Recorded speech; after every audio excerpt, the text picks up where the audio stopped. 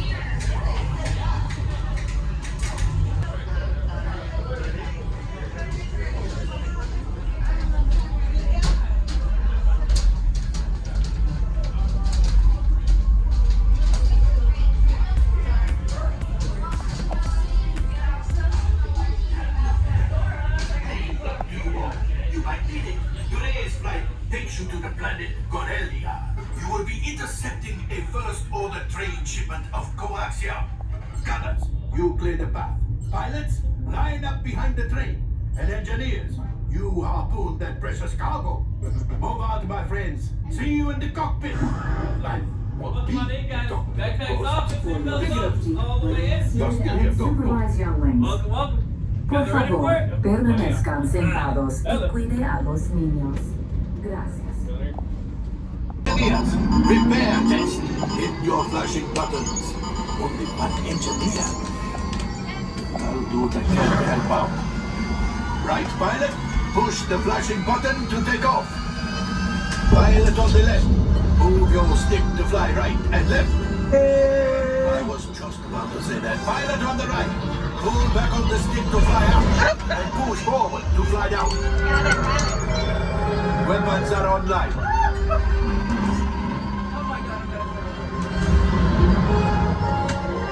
Left pilot, hit the boosters. Now let's go get that coaxium. Right pilot, make the jump to light speed.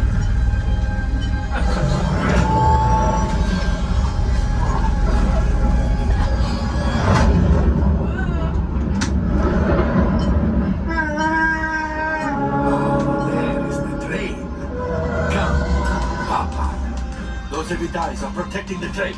Take them out! They've locked onto us. Take evasive action!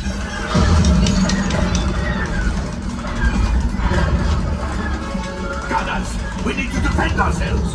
Open fire! Gunners, blast away! Blast! Ah, there it is. After that train. Flight engineers, fire the harpoons. Excellent. Now, gunners, shoot the cargo free. Left pilot, brake. Oh, God. Well, my friends, that could have been much worse. Okay, it's much worse. You got one. Excellent, my friends. Now power up the ship. Well, I can go axiom. You see, just as I promised, my friend, now that the resistance has what they did, maybe a little something for Hondo. Pilots, line up behind the train so we can harpoon that last car. Flight engineers, fire the harpoons and reel us in. Gunners, shoot the train. Engineers, reel us closer. The cargo is breaking, keep shooting.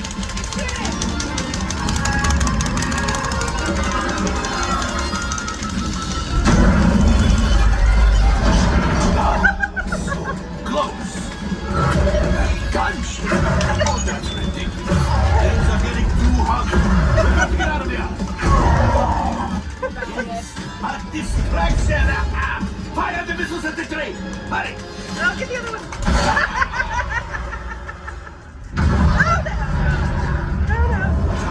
Star Destroyer is collapsing. Left pilot, hit the boosters. Boost. Yellow button, yellow. Let's get out of here.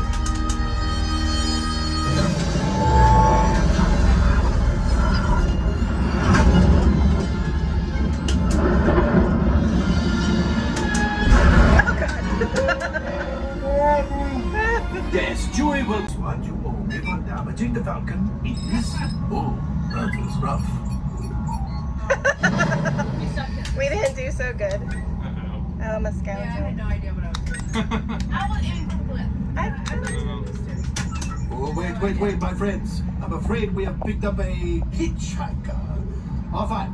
Scan the exterior of the Falcon for life forms. You see, this happens sometimes when you travel through uncharted regions of the galaxy as much as I do. It is not unusual to find a stray species or two clinging to the hull. Nothing, but keep looking. The last thing I want is to let another Rathdar loose in here. I am not cleaning that up. Did you hear that? It's right over my cockpit. What is it?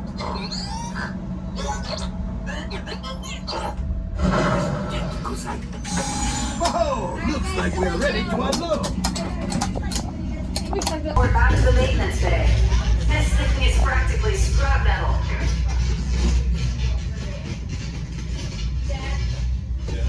And here's a look at where the single rider line is on the left. And again, that is Millennium Falcon right out front. Don't forget to take your picture. When I started the ride, it was about 10:30 and then ended about 10:45. Now here's my next tip. Docking Bay 7. I love this spot. It's in the shade. It's away from a lot of people. It's outside, so if you go in Docking Bay 7, it's in the patio in the back. Anyways, I'm sitting here, I'm checking the tip board in the shade, and then I noticed something amazing. That time for rise, it dropped. So I jumped up And now I'm making a beeline for Rise. What happened here was there's a breakdown in the morning, then it did open, and then after that all the fast pass people went, so it was up to 90 minutes, and now they all went through. So now it dropped and it's our turn. Board says 40 minutes and everybody's already rushed over there, and I just caught this, so maybe it's been open about 5 minutes saying 40 minutes. But I want to check it out, and this is why I stuck in the area specifically so I could get a leg up on people in the rest of the park, because I bet you a lot of people are trying to get on Rise of the Resistance right now because it's been so high all morning. So in the springtime, this is kind of spring break time when I'm recording this, Rise is going to be busy all day. There's going to be no breaks except for in the middle of the morning here at 11 and at night. And we're waiting on the fact that people were staying away from that 90 minutes and now it's dropping. So this is going to be our opportunity. Again, we're going to check out and we're going to first survey to even see if the line is moving. And if we see it moving, we're going to know it's go time, because that's going to be not even a 40-minute wait. It's going to be less than that. So here goes. Cross our fingers. Let's see what the wait is for Rise. All right, we're about to approach the queue at Rise. And once we can see the line, the exterior line, we will know if we would like to wait in it or not. If there's anybody standing outside the exterior queue, then 40 minutes is not a true time. So let's go check it out. Again, the tip board does say 40 minutes. So we're going to go with that, and then we're just going to see the exterior line after we go through. So this is the regular standby line, not paying anything extra. There's standby. Here we go. Look at all these people. They rushed over here too. So everybody's kind of rushing in right now because they saw that drop. So this is kind of that initial rush once you see that time drop, and look at this. We're moving. Okay, so this first exterior line here that I see coming through the line is moving. Well, we're moving at this point, so I guess we're going on it. Here's how you're gonna know if you beat that time of 40 minutes. You do not stop at all. If the exterior line is moving the entire time until you get inside, you can definitely be guaranteed less than that 40-minute wait time. So that's the key. Look for the exterior line to be moving. And if it's continuously moving, you are in for a treat. Lowest wait time that you can get for free on Rise. Now this is exactly why we stayed in the area around Docking Bay 7 or Smugglers Run area, so that we could get here right when that time drops. But look at all these people. They rushed right over here and we're still going very fast. And it's because that time had dropped and it came on the tip board right away. I mean, that's half the time. So you really got to pay attention to the tip board, especially if Rise is on your to-do list. If you're coming around the corner and you're now on the inside, now this is the interior queue now. If you make it past these yellow cargo boxes, that is less than 40 minutes right here. That's your next lookout. Big 5 standing by. Engage repulsors and hold on, recruits. All ships, launch.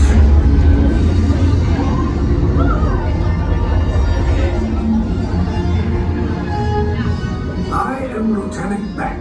As you heard from Ray, I have been tasked with getting you to Vakara. Red 2, Blue 5, keep tight now. Let's get ready to make that jump to light speed on my mark. I want to get better, now. Black Leader, we're picking up an unusual signal. Are you spotting anything? Yeah, I see it. We'll check it out. BB-8, what do you got? There appear to be a number of small craft heading our way. Raise the shields. We got company. First order TIE fighters. We love. Red 2, Blue 5, we got a queue of paths so transport can make the jump. They're all over us. I'm hit. We lost Red 2. More incoming. Blue 5 taking evasive action. Try to shake you, Blue. Do something. We lost. Do something. I'm gonna try to draw them away. Copy that. Get us clear so we can make the jump. Be ready. You won't have much time. Where are all those coming from? Star Destroyers. We can't. We're caught in the tractor beam. It's pulling us in. Hands and friends and make this a fair fight. Don't worry, I'll come back for you. Stay strong. Cargo vessel TR-141, identify yourselves and prepare to be boarded. This is TR-141. We are a civilian vessel. By whose authority are we being detained? By the authority of the First Order, Resistance scum. Now bring down your shields and prepare to be boarded. Little Twig, get out there. They'll want the location of our secret base. Tell them nothing. The future of the Resistance is at stake. I have a bad feeling about this. Stand back from those doors.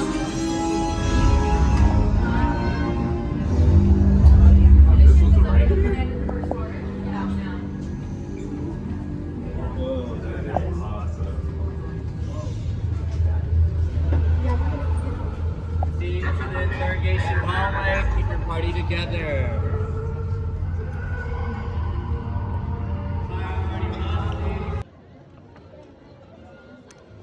Next, I went over to Winnie the Pooh and I got a Roo Pass. Now, the way you do that is you go up to the front of the line and then you ask for one and then you go to the back of the line.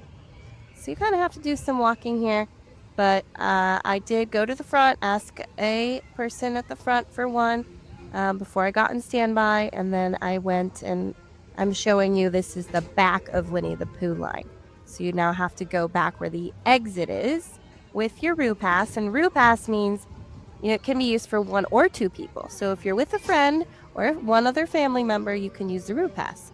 Or you can get 2 Roo Passes. You will be split up 2 and 2. But this will skip the line entirely. So I highly suggest this after the rope drop time. This is now the busiest time. So this is why I'm giving you this tip, because I don't want to wait in that 30 to 40 minute line. So use the Roo Pass in that busy morning time. It's your birthday. It's time for your party, Pooh. Hooray! Happy birthday! Hooray! Happy birthday!